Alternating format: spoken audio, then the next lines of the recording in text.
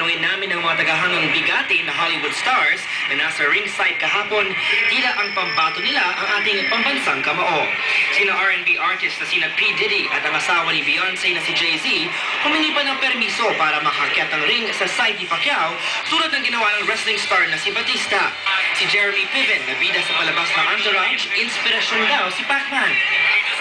Warriors that comes around once in a lifetime.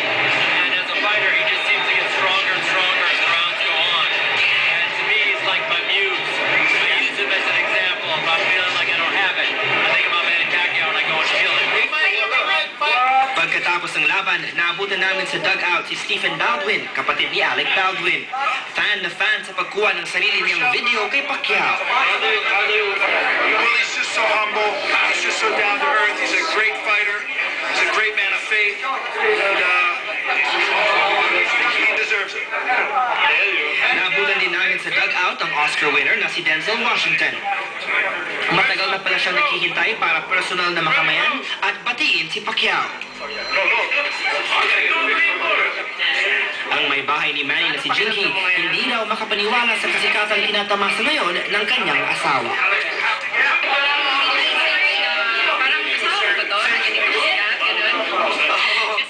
Mula dito sa Las Vegas, Nevada, Josh Villanueva, nakatutok, 24 oras.